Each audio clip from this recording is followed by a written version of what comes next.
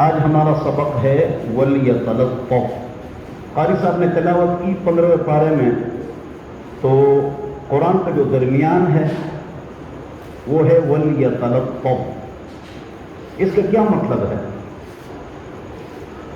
سورہ کہف بھی گویا کہ ہم نے پڑھ لی، اور شب جمعہ کو پڑھنا چاہیے، اور آج قدرتی سورہ کہف ہم نے پڑھ لی، اور دجال کے فتنے سے حفاظت ہوتی ہے، یہ حدیث تو آپ کو معلوم ہے۔ لیکن ایک اور خوشخبری سنو، جو سورہ کہف پڑھے گا نا آج کے بعد پڑھا کرو، جو بات سنو اس پر عمل کرو، تو اس کے پاس ایک نورانی طاقت ہوگی، حدیث ہے، جو اس کو گناہ سے روکے گی، اور ایک ہفتے تک اس کے ساتھ وہ نور اور وہ روشنی اور وہ طاقت ہوگی، یہ بھی حدیث ہے، تو پڑھ لیا کرو۔ اور ایک دجال، اس سے بھی حفاظت ہوگی اگر آ گئے، لیکن ایک دجالی فتنہ ہوتا ہے اور لوگوں کو نظر نہیں آتا، واضح فتنہ ہے، لیکن لوگوں کو نظر نہیں آتا۔ اسی طرح دجال کے پیچھے لوگ جائیں گے۔ کس کے پیچھے جائیں گے؟ دجال کے پیچھے جائیں گے، اور امام مہدی اور عیسیٰ علیہ السلام کو دہشت کہیں گے، اور ان کو گالیاں دیں گے، اور مسلمان ہوں گے، اور ان کے پیچھے جائیں گے۔ اور حدیث کے الفاظ ہے کہ وہ لوگ جو دجال کے پیچھے جائیں گے، ان کی ایک صفت کا تذکرہ ہے کہ وہ ڈھول بجاتے ہوں گے، ان کی خاص صفت ڈھول ہوگی۔ تو ڈھول ڈمک کے گانے بجانے، فلمیں، ڈرامے، شراب، بدکاری، ڈانس کے پیچھے جاتے ہیں، علماء کو گالیاں دیتے ہیں، من کی گالیاں دیتے ہیں، تراویح نہیں پڑھتے ہیں، مغرب کی نماز نہیں پڑھتے ہیں، علماء کو گالیاں دیتے ہیں۔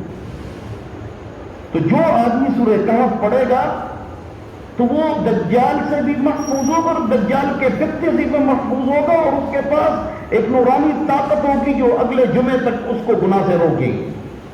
تو سورہ کہف پڑھیں گے انشاءاللہ۔ آج جو ہمارا سبق ہے وہ ہے وَلْيَتَلَطَّفْ۔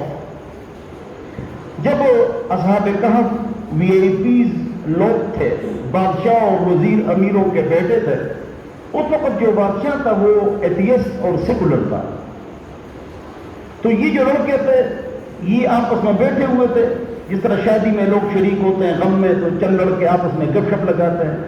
تو اس میں سے کچھ افراد نے کہا کہ اس کائنات کو بنانے والی ذات اللہ کی ہے، اور اسی کے ہر دور میں مذہب تو رہا ہے، پھر یہ جو لوگ کرتے ہیں شرک اور گناہ، تو یہ اچھی بات نہیں ہے۔ تو عجیب بات یہ تھی کہ وہ سارے ایک بات پر متفق ہو گئے کہ میرے دل میں بھی یہی ہے، میرے دل میں بھی یہی ہے۔ تو ایک غار میں چھپ گئے، ان پر بہت زمانہ گزر گیا، قصہ میں آپ کو نہیں سناتا ہوں، آپ سن چکے ہیں۔ تو پھر اٹھ گئے، اچانک اللہ نے ان کو اٹھایا، اور اس وقت حکومت جو تھی اللہ والوں کی حکومت تھی، اور یہ اٹھ گئے، اور ان کے نام رقیم کس کو کہتے ہیں؟ ایک قول یہ ہے کہ وہ تختہ جس پر اصحاب کہف کے نام تھے کہ یہ گم ہو چکے تھے، تو وہ تختہ رقیم تھا، وہ بھی پڑا ہوا تھا۔ تو جب یہ اڑ گئے، کھانا کھاتے ہیں، افراد کو بیچتے ہیں، جو کھانا لے آئے، ان کے دل میں یہ تھا کہ اب بھی شرک اور گناہوں والی حکومت ہے۔ تو انہوں نے کہا بھائی بازار جاؤ، سودا لاؤ، پیسے انہوں نے جمع کر دیے، لیکن جب بازار جائے تو وَلْيَتَلَطَّفْ، کسی لڑائی جھگڑا مت کرو، پھنس جاؤ گے، پتہ لگ جائے گا، پکڑے جائیں گے۔ وَلْيَتَلَطَّفْ، چاہیے کہ نرمی اختیار کرو جو تم سودا لانے جا رہے ہو۔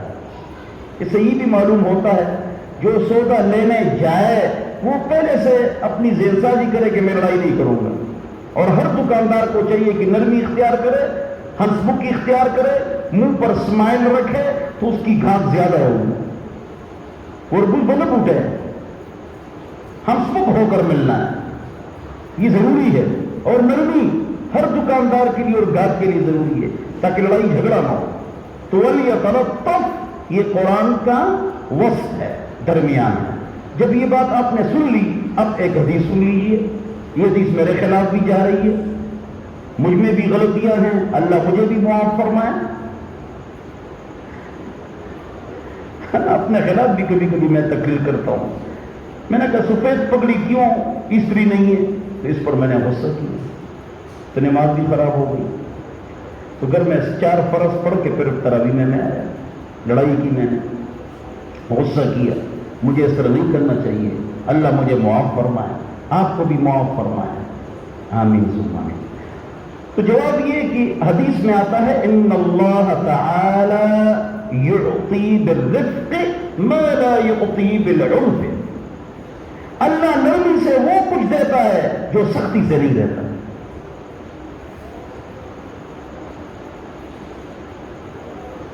نرمی سے وہ کچھ دیتا ہے جو سختی سے نہیں دیتا۔ جو نرم مزاج لوگ ہوتے ہیں ان کے بچوں میں بھی جلد بازی نہیں ہوتی، اور جو سخت مزاج ہوتے ہیں ان کے بچوں میں بھی تیزی ہوتی۔ اللہ ان کو معاف فرمائے۔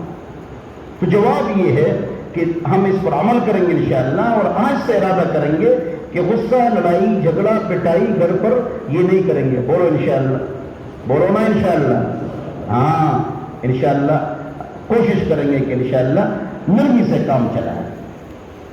حضرت انس رضی اللہ عنہ فرماتے ہیں خدمت رسول اللہ صلی اللہ علیہ وسلم 10 سنین فما قہرنی وما ضربنی ولا شتمنی، میں نے او کما قال، میں نے حضور کی خدمت 10 سال کی، نہ مجھے مارا، نہ گالی دی، نہ برا بلا کہا، ایک دن کام کے لیے بھیجا، میں آگے پیچھے گھومتا رہا، کام بھول گیا، حضور آئے، غصہ کرنا چاہیے۔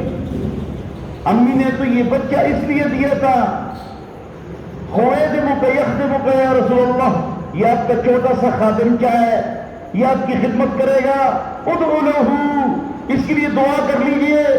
یہاں سے میں نے ایک نقطہ بھی نکالا ہے، وہ آج سن لو، زبردست نقطہ آپ کو سناتا ہوں۔ ادعو لہ، اس کے لیے دعا کیجئے۔ حضور نے فرمایا اللہم بارک لہ فی عمرہ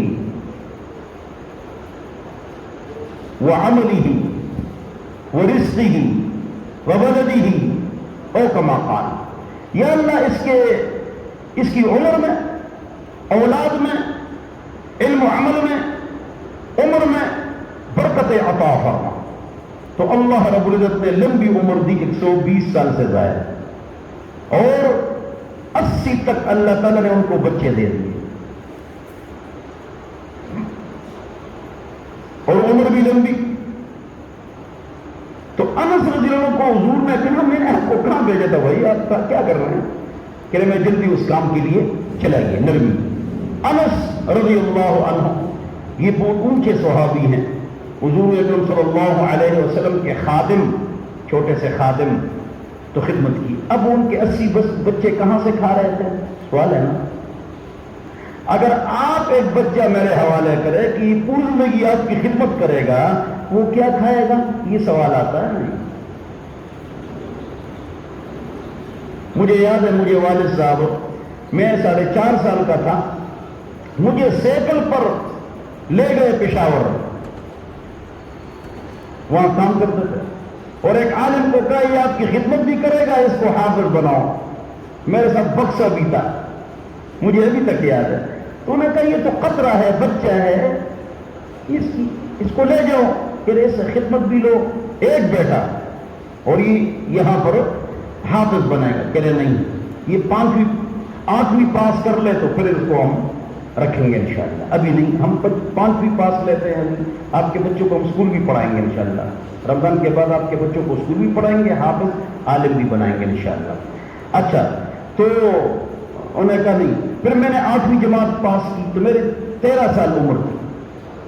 جب میں نے 8ویں جماعت پاس کی تو میں مردان، مجھے والد صاحب لے گئے تھے، تو وہاں پر ISI کے جو سربراہ تھے، جنرل نام بھول گیا اس سے پہلے، تو ان کے ماموں بیٹھے ہوئے تھے، محترم جناب عبداللہ صاحب، نیک بزرگ تھے۔ تو کہہ رہے یہ بیٹا ہے؟ جی۔ 8ویں پاس ہے؟ جی۔ اس کو کراچی بھیجو۔ اسی دوران ایک لڑکا آیا، ابھی وکیل اجمل، اور اس نے علم بھی چھوڑ دیا، لیکن نیک لڑکا ہے، اچھا ایجوکیٹڈ ہے، اس کی وجہ سے اللہ نے مجھے عالم بنایا۔ کہہ رہے دیکھو یہ اولا پڑھ کے آیا ہے کراچی سے، آپ اپنے بچے کو لے جائیں علم کے لیے۔ تو میرے والد صاحب تقریباً 70 بچوں کو کراچی لے گئے ٹرین میں تبلیغی تھے اور تو الحمدللہ اکثر بچے حافظ اور عالم بن گئے. تو پھر مجھے جو ہے نا بنگلور کراچی میں جو ہے داخل کر دیا. تو اسی طرح اگر ہم اپنے بچوں کو دین کے لیے وقف کریں گے تو کیا کھائیں گے؟ انشاءاللہ آپ سے اچھے کھائیں گے. اس کی دلیل میں دیتا ہوں. جب وہ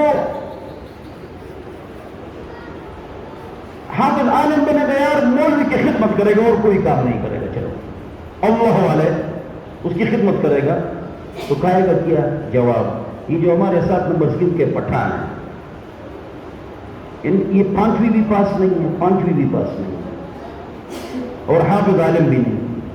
نہ حافظ ہے نہ عالم ہے, نہ 5ویں پاس ہے اور اب پٹی ہے. کیوں؟ کاروبار میں جو برکت ہے وہ نوکری میں نہیں ہے. 1.5 لاکھ ڈاکٹر بے روزگار ہے, غلطی ہو گئی, 1.5 لاکھ ڈاکٹر بے روزگار ہے اور 90,000 انجینئر MBA PG ڈاکٹر یہ بے روزگار ہے. تو الحمدللہ ہمارے جو پٹھان تھے سید عالم صاحب, تو وہ میں ان کے گھر گیا تھا, شادی تھی تو بہت بڑی دعوت کی, پھر میرے لیے دعوت کی, میں وقت بر وقت نہیں جا سکا. تو سارے بیٹھے ہوئے تھے, تو ایک ایڈوکیٹ بن رہا تھا اور ایک CSS کر رہا تھا. میں نے کہا آپ ایڈوکیٹ نے جو اتنا کمایا, آپ نے CSS کیا جو اتنا کمایا, ان سب کو حافظ عالم بناؤ. اگر آپ نے ان کے لیے پیسوں کے لیے یہ کام کی ہے تو نوکریاں کا ہے. تو کاروبار جو ہے اس میں اللہ رب العزت نے 9 حصے برکت ڈالی ہے اور کسی کے پاس ملازمت اس میں 1 حصہ برکت ہے. کاروباری کے جیب میں ہمیشہ پیسے ہوتے ہیں. جو ملازمت کرتا ہے 21 تاریخ میں ان کے جیب میں چوہے کرکٹ کھیلتے ہیں, کچھ بھی نہیں ہوتا, برکت نہیں ہوتی. صاف بات ہے, 1 حصہ برکت ہے. اللہ ہمارے مال و اولاد میں برکتیں عطا فرمائیں. بولو نرمی کریں گے انشاءاللہ. پہلے اللہ مجھے توفیق عطا فرمائے, پھر آپ کو توفیق عطا فرمائے. والسلام.